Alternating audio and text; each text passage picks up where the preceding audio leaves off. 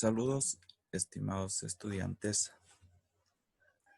Ya en la recta final de lo que comprende el examen físico o la exploración física regional, hoy toca hablar acerca del examen físico del sistema osteoarticulomuscular.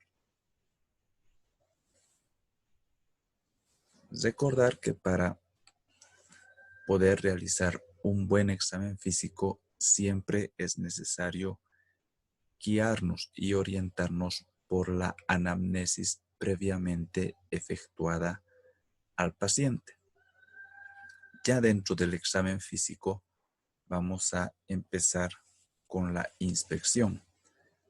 Dentro de la inspección debemos observar de manera general las facies de los pacientes, su marcha, observar también sus manos, los gestos, la postura del paciente, el lenguaje que utiliza, los movimientos o ausencia de ellos. Estos y otros factores nos van a orientar acerca de la posible patología que vaya a estar cursando este. Por ejemplo, si observamos un paciente con facies caracterizada por un rash en alas de mariposa, podrá orientarnos hacia un diagnóstico de lupus eritematoso sistémico. Ahora, si el paciente presenta una escasa mímica, el lenguaje es monocorde y la piel seborreica, nos va a orientar hacia una enfermedad de Parkinson, que casualmente este paciente va a consultar por rigidez presuntamente articular. También debemos observar, por ejemplo, en la policondritis recidivante, los pabellones auriculares, los cuales van a estar inflamados. O en pacientes con gota, vamos a observar de igual forma en los pabellones auriculares la aparición de estructuras que se denominan tofos.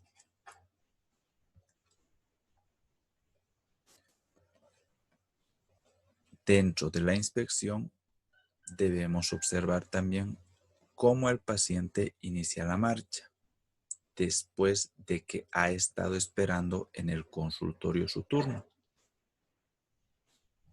Podemos apreciar en la osteoartrosis un congelamiento característico.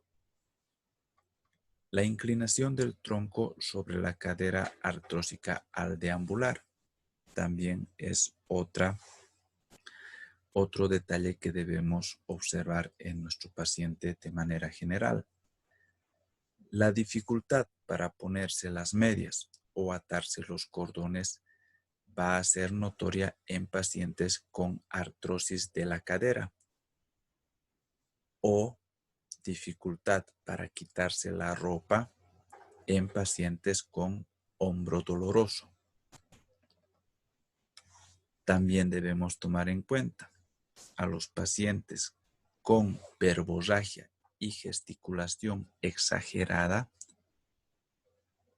Nos va a orientar hacia un paciente funcional con su característico me duele todo.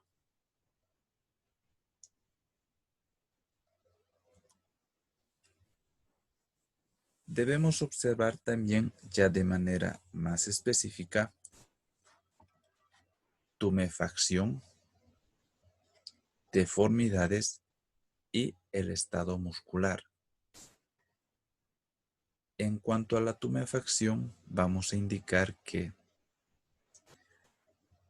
si estamos ante una tumefacción, esta va a implicar la presencia de patología articular, generalmente inflamación subyacente, y va a ser notoria en las articulaciones superficiales como por ejemplo las articulaciones de la rodilla, de los codos, en los carpos, las articulaciones metacarpofalángicas, metatarsofalángicas y tobillos. La causa de la tumefacción puede ser por aumento del líquido articular, engrosamiento sinovial o tumefacción de los tejidos blandos periarticulares.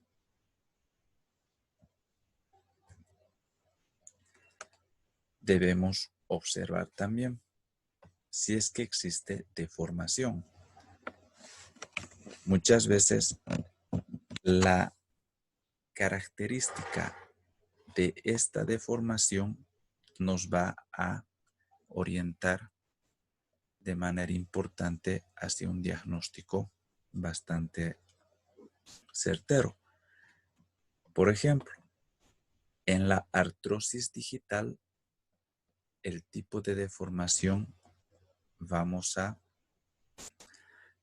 ver más o menos a nivel de las articulaciones interfalángicas distales, en las cuales estas deformaciones van a ser ocasionadas por osteofitos a este nivel, que se denominan nódulos de Geverdén.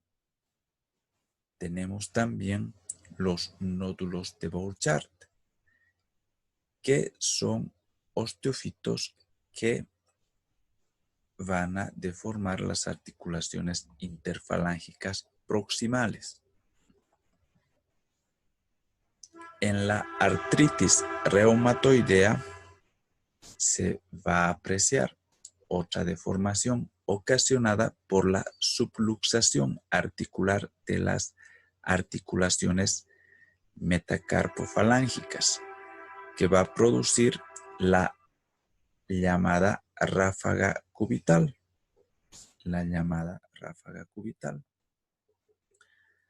Y la alteración cápsulo-ligamentaria que provoca los dedos en cuello de cisne. Los dedos en cuello de cisne o los dedos en ojal, que se conocen también como boutonniere. Aquí tenemos las imágenes.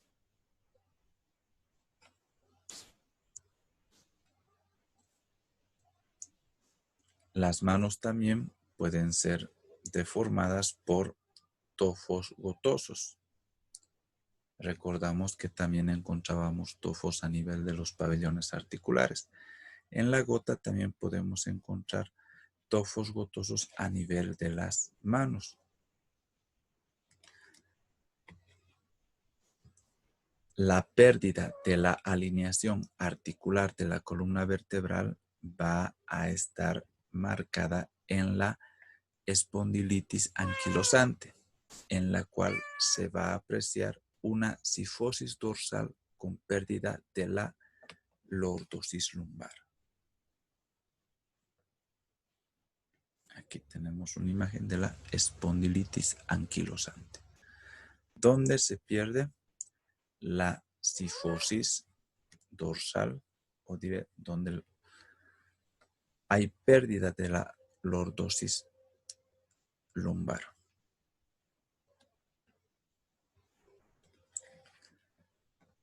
También vamos a encontrar en la discopatía lumbar al paciente adoptando una posición o una disposición escoliótica. Esta posición de escoliosis va a ser debida a la posición antálgica que éste va a adoptar para aliviar el dolor de la discopatía lumbar que esté sufriendo el mismo. Debemos observar también e inspeccionar el estado muscular del paciente. Por ejemplo, Este estado muscular puede estar representado por una emaciación generalizada. La emaciación muscular generalizada se la va a observar en procesos crónicos de larga evolución y con escasa respuesta al tratamiento, como sucede en las artritis reumatoideas graves y en la esclerosis sistémica.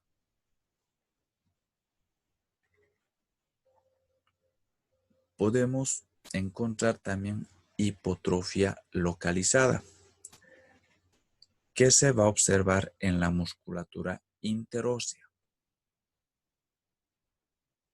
como por ejemplo la atrofia muscular de los extensores se presenta con rapidez en una articulación inflamada o lesionada como en la artritis reumatoide.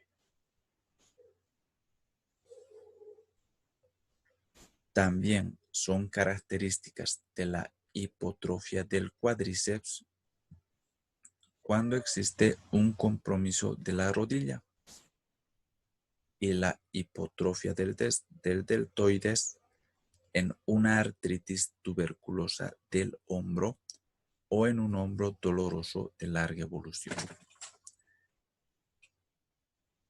Podemos también, evaluando el estado muscular, encontrarnos con una hipotrofia de la eminencia tenar en pacientes con síndrome del túnel carpiano evolucionado.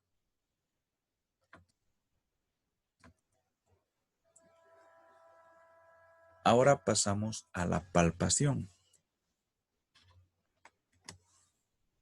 La manera adecuada de realizar la palpación en la evaluación de estos pacientes es ejerciendo una presión aproximadamente de 5 kilogramos centímetro cuadrado, es decir, haciendo blanquear los lechos subunguales del examinador. Si es que el paciente no siente ni refiere dolor con esta presión, entonces podemos excluir inflamación. Siempre debemos comparar el dolor palpatorio de una zona con el existente en la zona opuesta y simétrica. En un paciente que refiere dolor en todo el cuerpo, debemos buscar los puntos de gatillo, los cuales nos van a orientar, en caso de ser positivos, hacia una fibromialgia. Ante una raquialgia, es obligatoria la búsqueda del punto doloroso. De este modo se va a precisar la localización del dolor.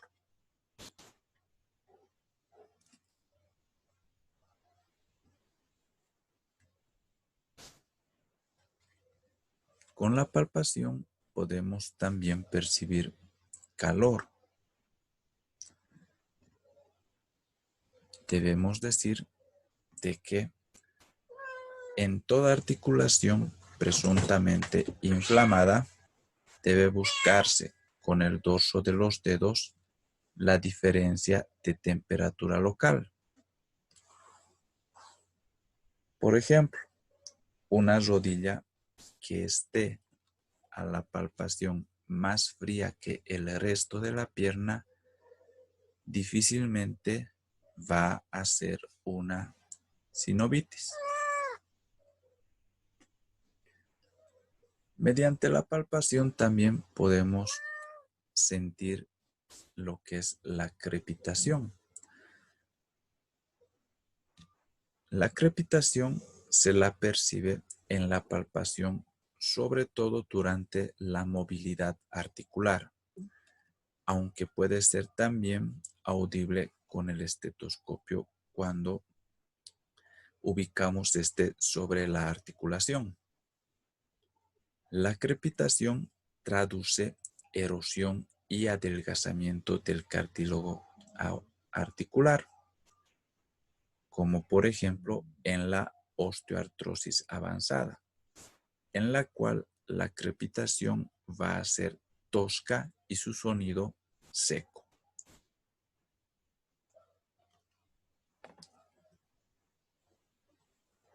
Cuando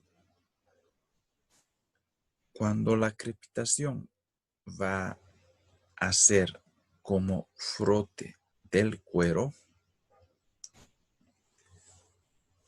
vamos a pensar en una esclerosis sistémica difusa,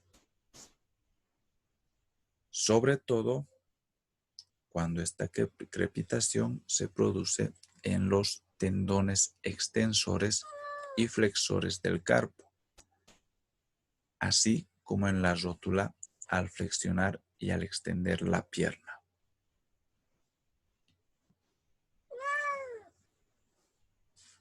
Debemos también evaluar la limitación a la movilidad de la articulación. Vamos a hablar de movilización activa a la movilización que realiza el paciente por sí mismo.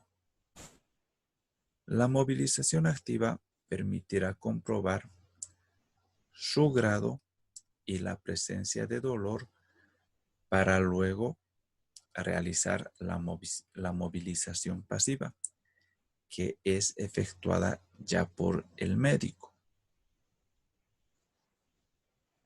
Es importante comparar la limitación articular con la de la articulación simétrica para comprobar su grado.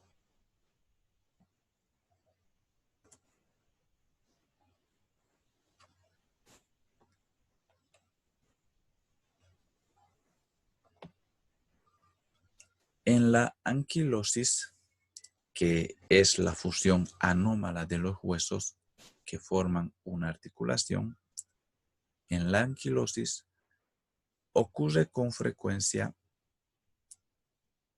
en la artritis reumatoide juvenil, la artropatía psoriásica y la artritis reumatoidea, sobre todo en el carpo, la espondilitis anquilosante y la artrosis. En todas estas alteraciones patológicas podemos encontrar anquilosis, es decir, una fusión anómala de los huesos que forman una articulación, lo cual va a limitar mucho el movimiento de esta articulación. La movilidad vertebral resulta afectada sobre todo en la espondilitis anquilosante, en la que la limitación es dolorosa, mientras que en la hiperostosis esquelética idiopática difusa no lo va a hacer. También debemos comprobar la subluxación atlantoaxoidea en la artritis reumatoide avanzada. Y si el paciente presenta limitación dolorosa de la movilidad cervical, es decir, limitación a las rotaciones.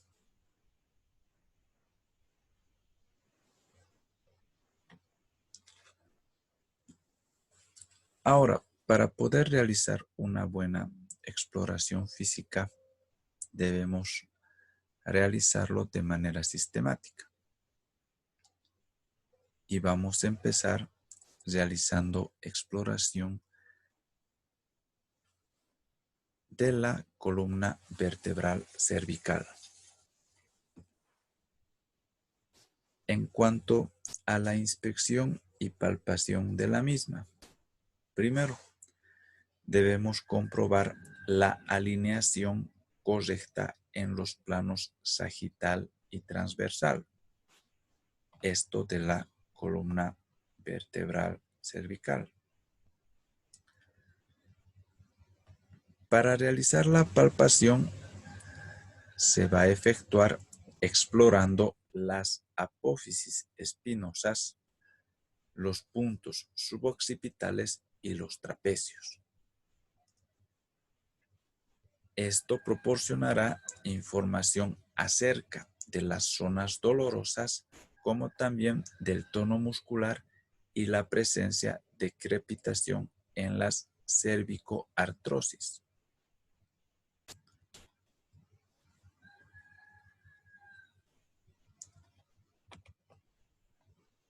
Debemos explorar también la movilidad.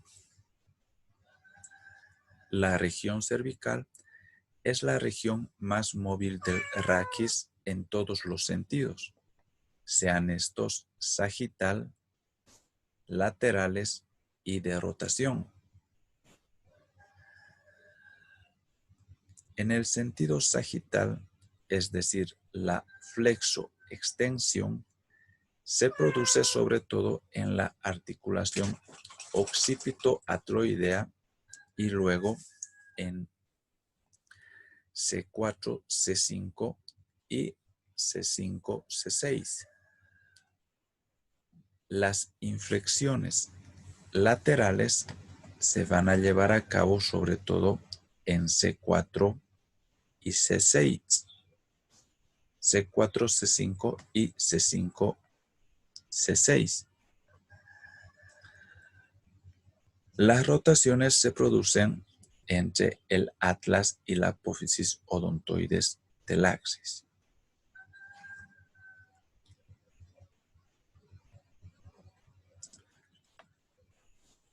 En la flexión normal, el paciente deberá tocar con el mentón el manubrio esternal. Para la extensión, se indica que aleje el mentón de la horquilla esternal. La distancia normal deberá superar 18 centímetros o bien la frente y la nariz deben quedar en un plano horizontal. Para ello podemos usar un bajalenguas o una hoja de papel y esta debe quedar en posición horizontal.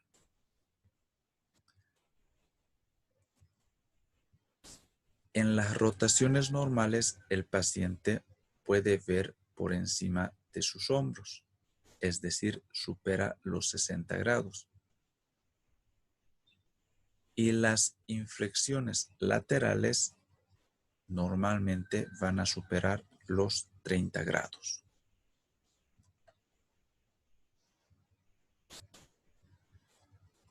Ahora vamos a hablar acerca de la patología cervical y su correlación semiológica.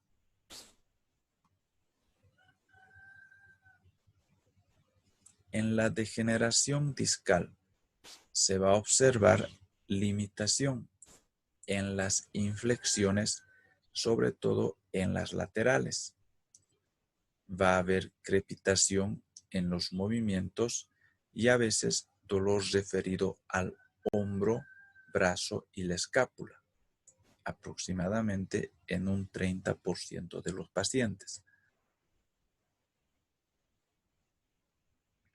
En el compromiso radicular, es decir, en la radiculitis, se va a producir un dolor cervical que con los movimientos se va a irradiar hacia el hombro, el brazo o incluso la mano, junto con la aparición de parestesias. Puede producirse por degeneración discal u osteoartrosis, que comprometen los agujeros de conjunción cervical.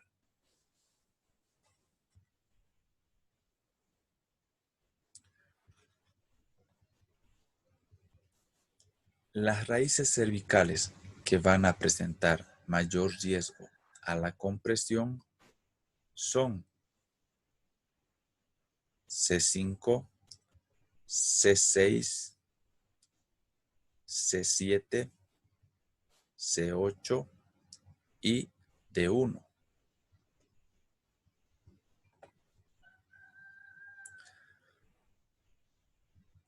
Ahora, conociendo la distribución cutánea y muscular, se puede precisar la raíz afectada por medio del examen físico.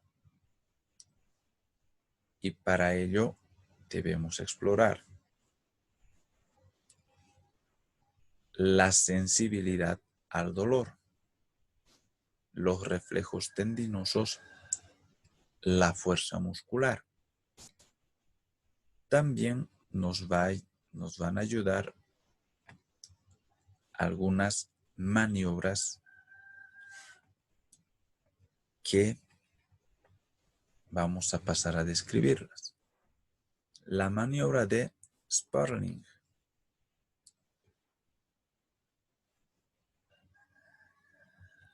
En la neuralgia cervicobraquial, la compresión de la cabeza, lateralizándola hacia el lado doloroso, provoca dolor y o parestesias.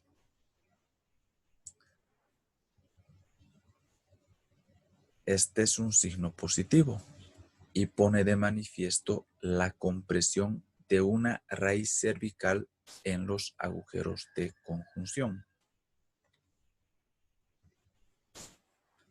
Otra maniobra es la maniobra de Valsalva, que consiste en que después de una inspiración forzada máxima, se realiza una expiración forzada con la glotis cerrada. Esta acción va a imitar el esfuerzo que se realiza para la defecación. Con esta maniobra se va a incrementar la presión intratecal y por lo tanto el dolor, cuando es de origen radicular o por ocupación del canal raquídeo, esta maniobra va a resultar positiva. Otra maniobra es la maniobra de Naviger-Jones. En esta se van a comprimir las venas yugulares, con lo que se va a incrementar la presión intratecal y por lo tanto va a haber un aumento de dolor radicular.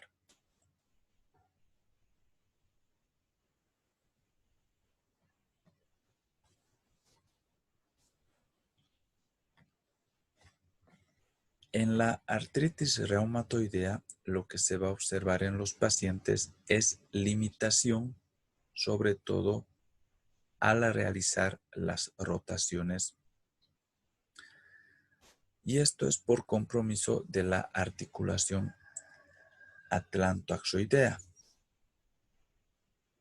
En la espondilitis anquilosante, lo que vamos a apreciar es una limitación dolorosa de todos los movimientos y se va a presentar generalmente en hombres jóvenes.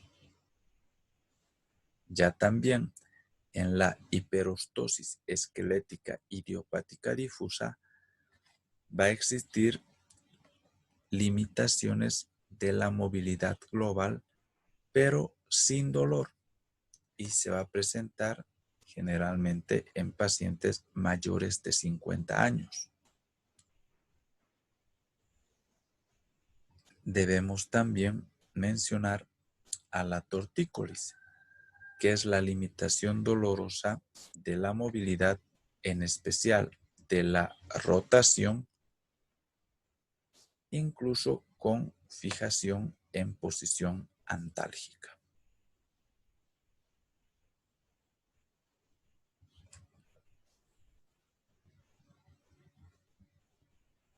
La limitación y la posición antálgica con dolor a la palpación y compromiso del estado general nos va a obligar a descartar una patología infecciosa, como ser la discitis osteomelitis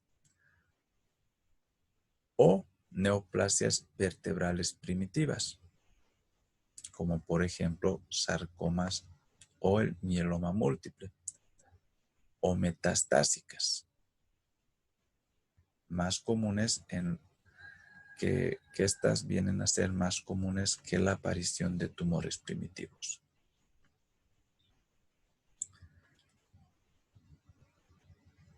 En la polimialgia reumática vamos a tener una cervicalgia importante, con rigidez matutina, dolor en la cintura escapular y o pelviana, generalmente en personas mayores de 50 años y con una eritrosedimentación superior a los 40 milímetros en la primera hora.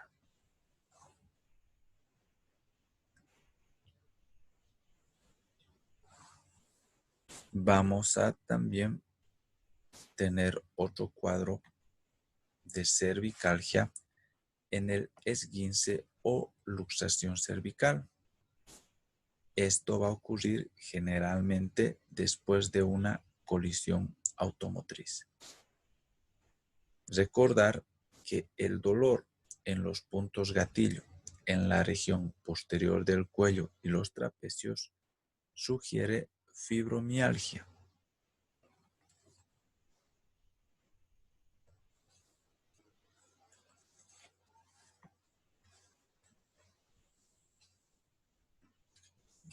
También debemos tomar en cuenta el síndrome de la costilla cervical, que se produce por compresión del plexo braquial y la arteria subclavia por una costilla cervical, o también, más comúnmente, por la inserción anómala de los escalenos anterior y medio, que están muy tensos. El síndrome de la costilla cervical se manifiesta por parestesias en las manos, atrofia hipotenar y en ocasiones aumento de la sudoración de las manos por compromiso simpático.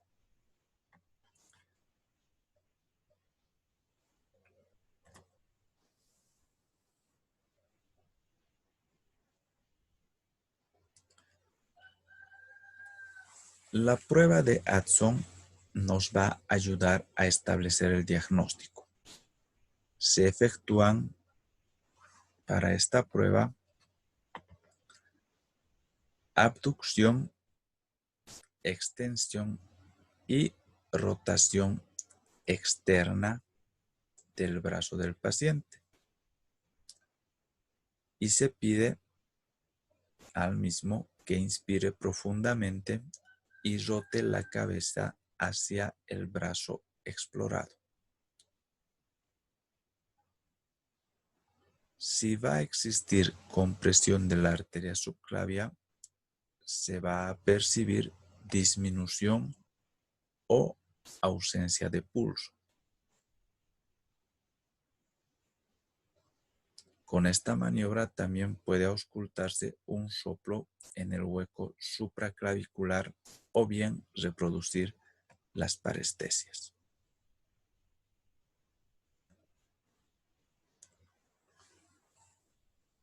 Bien, continuaremos con el estudio de la columna dorsolumbar la próxima clase. El examen físico de los sistemas diseminados culmina con la evaluación del aparato osteoartículo muscular. En este examen físico se evalúan las masas musculares, el esqueleto óseo y las articulaciones. Es un examen que lleva su tiempo, no lo voy a realizar de manera exhaustiva ni completa, sino que puntualmente vamos a hacer algunas maniobras para exponer de manera práctica y concreta su realización.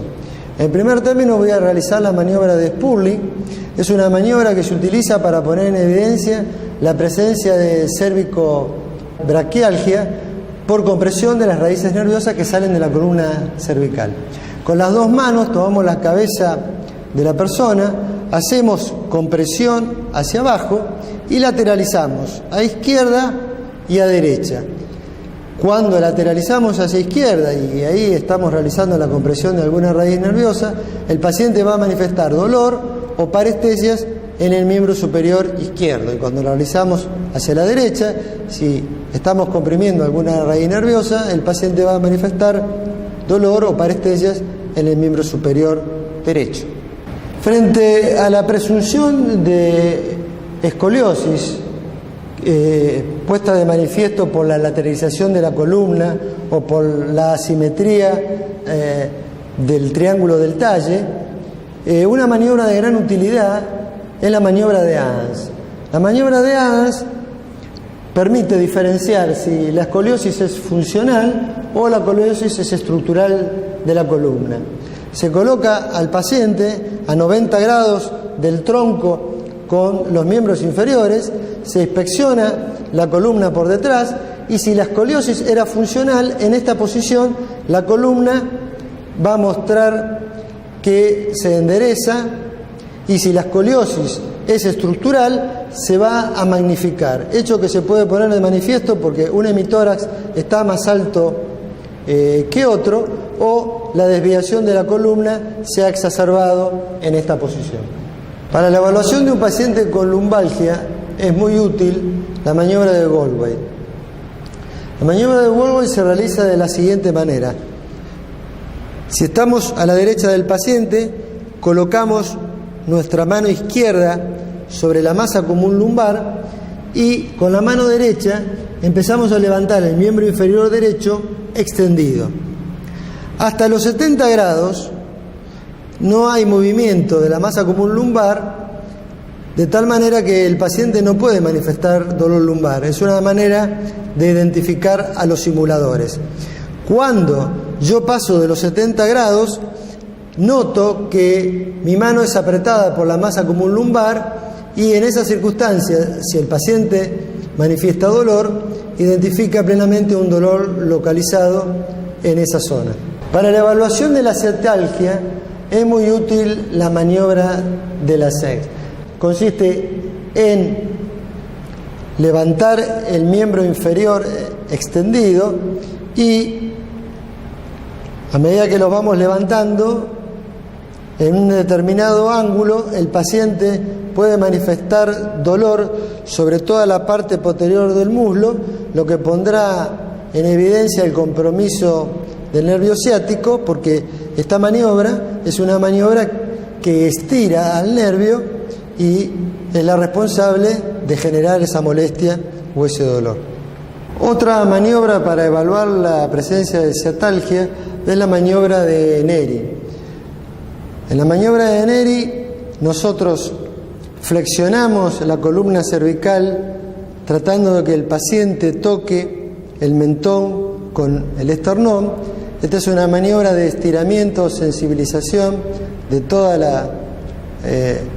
la columna y en el caso de que el paciente presente compromiso del nervio ciático va a sentir dolor u hormigueo en la cara posterior de la pierna. Si esta maniobra es negativa, se puede sensibilizar, lo que se llama maniobra de Neri sensibilizada, con el paciente estirando la pierna. Esto aumenta el estiramiento de la raíz y con el paciente con la pierna estirada volvemos a flexionar la cabeza sobre el tronco tratando de que el mentón toque el esternón y si el paciente manifiesta dolor, hormigueo, lo que llamamos parestesia sobre toda la cara posterior del muslo y de la pierna, decimos que la maniobra es positiva y está identificando la presencia de compromiso del nervio ciático. Para evaluación del compromiso de la articulación sacroilíaca, una de las maniobras con mayor sensibilidad es la maniobra de Patrick o de Favere. Favere porque está describiendo la posición en la que se coloca el miembro inferior. Flexión, abducción y rotación externa. Se coloca el tobillo de la pierna derecha sobre la rodilla izquierda. Esto es para evaluar a la sacroilíaca del lado derecho. También se la conoce por la posición en la que se coloca el pie y la pierna, maniobra del 4 para la evaluación de la sacroilíaca derecha, y en el caso de la sacroilíaca izquierda, maniobra del 4 invertido. Colocado el miembro inferior en esta posición, la mano izquierda apoya sobre la cadera izquierda para fijar la articulación sacroilíaca de ese lado, y la mano derecha sobre la rodilla balancea el miembro inferior derecho usando como bisagra a la sacroilíaca. En caso de su compromiso, al realizar este balanceo, el paciente va a manifestar dolor. Una maniobra importante para evaluar la actitud de flexión de la cadera es la maniobra de Thomas. Normalmente, cuando se flexiona un miembro inferior sobre la cadera, el miembro inferior contralateral se hiperextiende, permanece en 180 grados. Si la cadera tiene una actitud de flexión, al flexionar un miembro inferior sobre la cadera, el miembro contralateral, en vez de mantenerse extendido 180 grados, va a manifestar también cierto grado de flexión. Esta es una de las maniobras de mayor sensibilidad y especificidad para evidenciar la actitud de flexión de la cadera. Para la evaluación del compromiso de los ligamentos cruzados de la rodilla, se realiza la maniobra del cajón. Se coloca la rodilla en esta posición, el profesional se sienta sobre el pie para mantenerlo fijado, con las dos manos coloca los dedos pulgares sobre la tuberosidad tibial y realiza un movimiento hacia adelante para explorar los ligamentos cruzados anteriores y hacia atrás para explorar los ligamentos cruzados posteriores. Si la articulación se desplaza 1 centímetro o 1,5 centímetros hacia adelante, está hablando de ruptura de ligamentos anteriores, y si se desplaza 1 a 2 centímetros hacia atrás, está hablando del compromiso de los ligamentos cruzados posteriores. Para la evaluación de los ligamentos laterales se realiza la maniobra del bostezo.